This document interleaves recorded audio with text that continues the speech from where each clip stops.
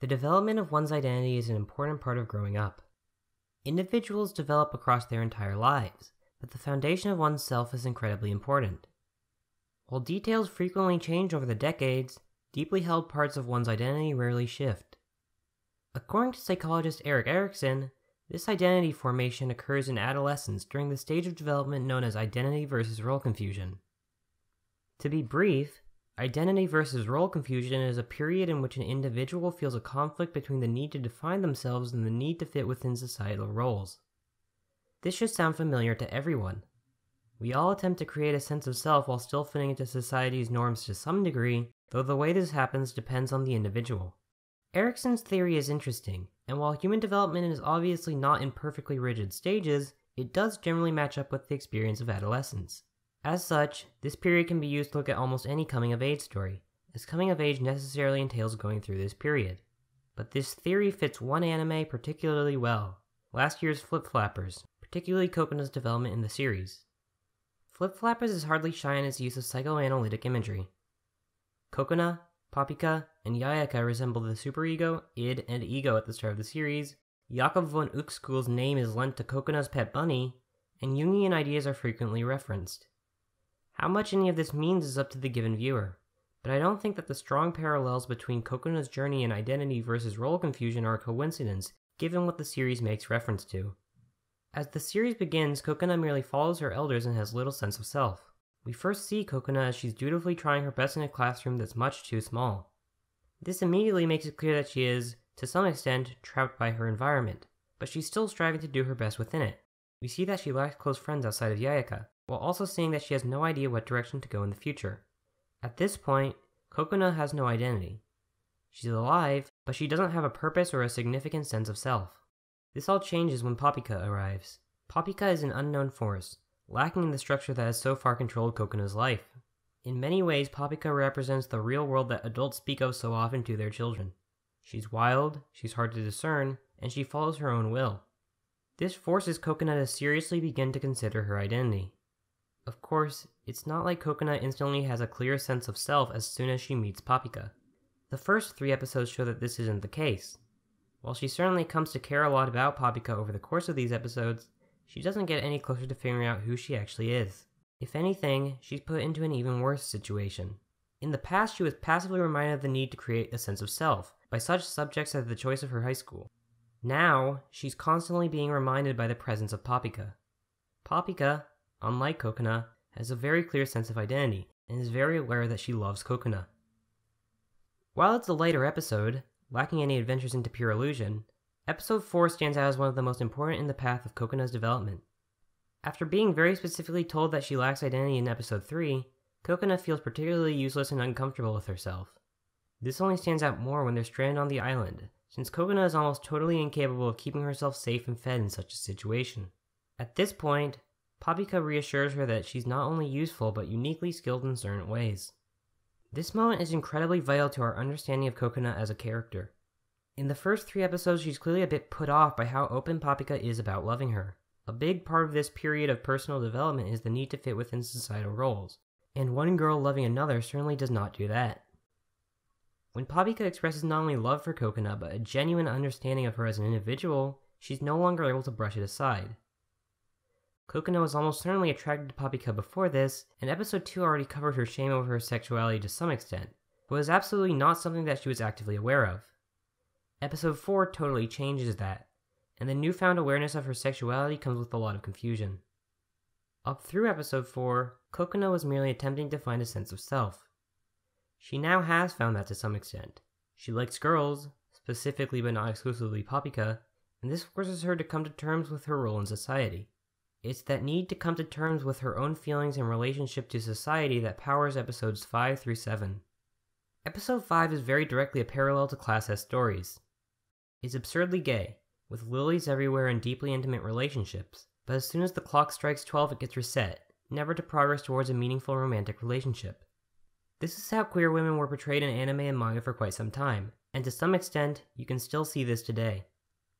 While Cocona is initially happy with this, all too quick to spend her time with Paprika, she eventually realizes something is wrong.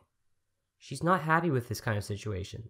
She wants a deeper relationship, perhaps even a sexual one. She wants a relationship that isn't going to end with them growing up and finding husbands.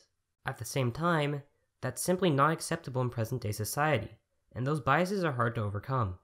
It's worth noting that Yayaka fully snaps her out of it by almost kissing Cocona, and given our knowledge of Yayaka's feelings, it's not hard to interpret this as one queer girl helping another to break out of this spell.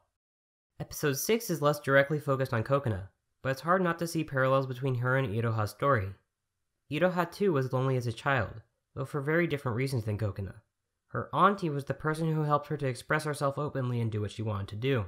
In essence, auntie served the role for Iroha that Papika serves for Cocona. Another element of this episode that's worth noting is that both in this episode and in previous episodes, Cocona shows signs of being attracted to Iroha. This is part of a pattern. Throughout the show, Cocona is clearly attracted to girls in general. This is pretty important to note because in most Yuri stories, characters are only attracted to their love interests. It's only natural that a teenage queer girl would blush when other pretty girls get close to her, but you don't see that too much, so it's both nice to see here while also showing that Cocona's attraction to Papika is a core part of her identity, not a one-off thing.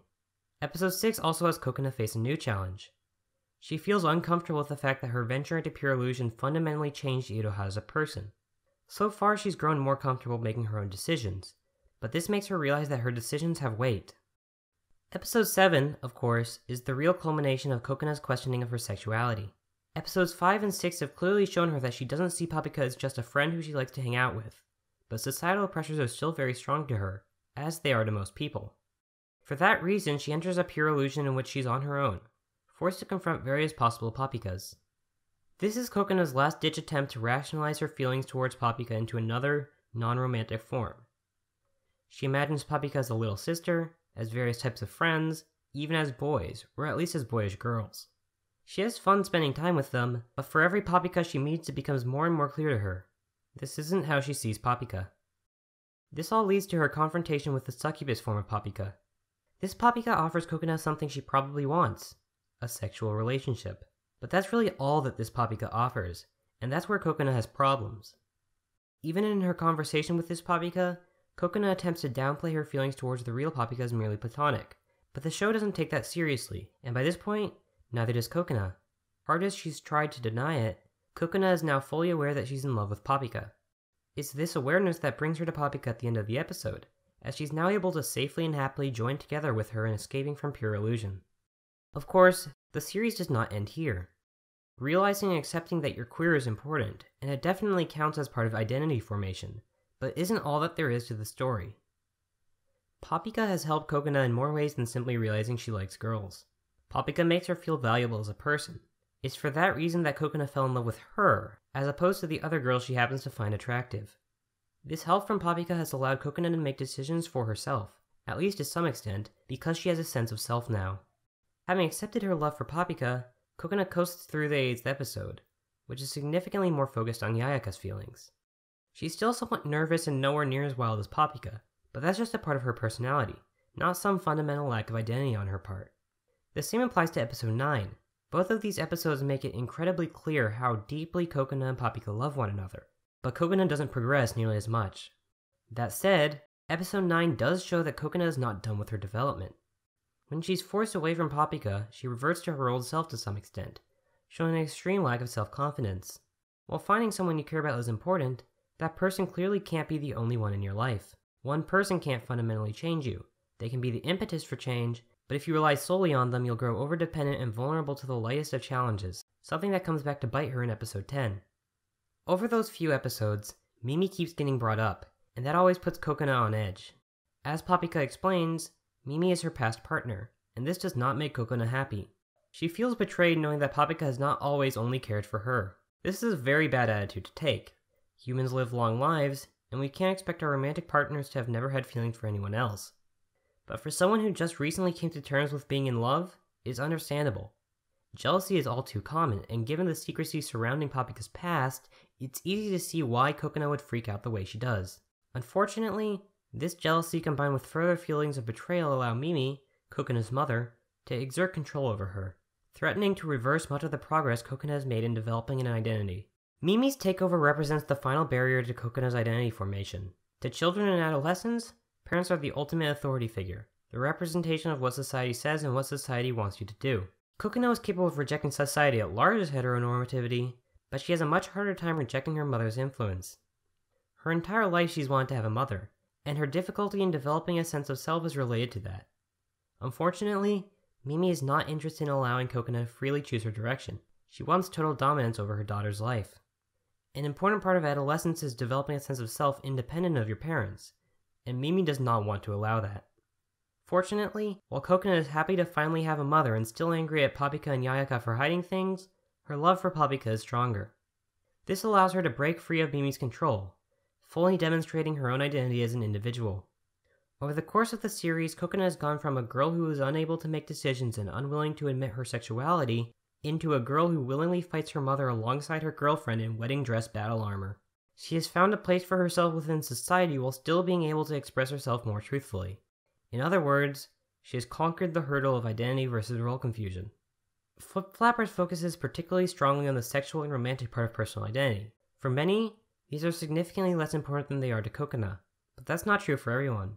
Humans build wholly different identities during this period, and while we all have to relate to gender, sexuality, race, and other such groupings in some ways, the extent to which these make up our personal identities greatly varies. Flip Flappers simply decided to use Cocona to pursue a coming-of-age story through the lens of a queer girl, and I greatly applaud it for that. I hope I've done a good enough job looking at how the show approaches Cocona and her development. While she is the main character, there's plenty more to the show, and there's even more to her that I didn't get a chance to cover. I totally glossed over the specifics of Yayaka, Mimi, Paprika, Salt, and many more characters. This show is a wellspring for interesting analysis, and while there's been less of that since the series ended, I have hopes that the cult community surrounding the show can continue to write interesting pieces about it. It's very possible that I'll return to the show one day, and I hope you'll be there at that time as well.